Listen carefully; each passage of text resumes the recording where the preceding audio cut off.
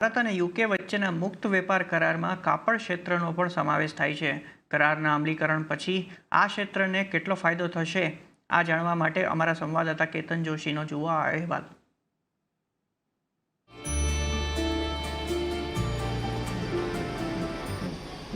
ભારતમાંથી બ્રિટનમાં નિકાસ થતી 99% ચીજવસ્તુઓ પર નિકાસ ડ્યુટી શૂન્ય થઈ જશે અને એની અસર કાપડ ક્ષેત્ર પર પણ પડશે. ભારતીય નિકાસકારો પહેલા બ્રિટનમાં તૈયાર વસ્ત્રો મોકલવા 12% નિકાસ ડ્યુટી ચૂકવતા હતા, પરંતુ શૂન્ય કરના નવા કરારને કારણે ભારતમાંથી યુકેમાં આક્રમક નિકાસ થશે.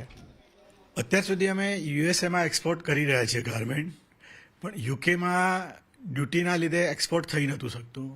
બાંગ્લાદેશને એ લોકો ડ્યુટી ફ્રી એક્સપોર્ટ કરતા હતા, તો એની સામે એફટીએ થતાં આપણે પણ એમની પેરેલલ એક્સપોર્ટ કરી શકીશું અને આપણે કોમ્પિટિટિવ રીતે એગ્રેસિવલી આપણે કરી શકીશું. ભારત હાલમાં તેના ફિનિશ ગાર્મેન્ટ આયાતમાં માત્ર 6% યુકે મોકલે છે, જે વાર્ષિક $2 બિલિયન જેટલું છે. હવે તે વધીને બમણું થવાની પૂરી શક્યતા છે. ચીન, બાંગ્લાદેશ, પાકિસ્તાન, વિયેતનામ, તુર્કી જેવા દેશો ભારતને યુકેમાં સીધી સ્પર્ધા આપી રહ્યા હતા.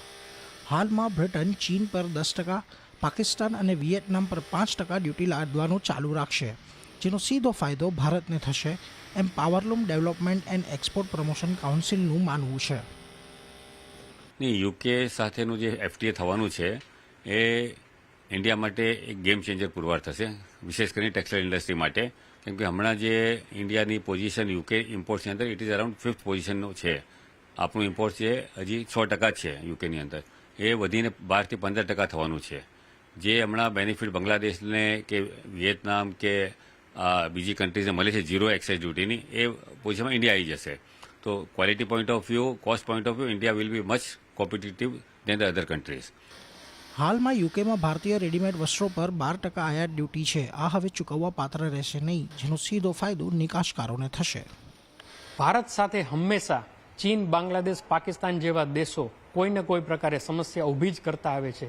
એવા સંજોગોમાં યુકે સાથે થનાર ફ્રી ટ્રેડ એગ્રીમેન્ટના કારણે ન માત્ર ટેક્સટાઇલનો બિઝનેસ આપણે એ દેશોમાં વધારી શકશું, પરંતુ સમગ્ર વિશ્વમાં એગ્રેસિવલી આપણે આપણો નિકાસ છે એ વધારી શકીશું.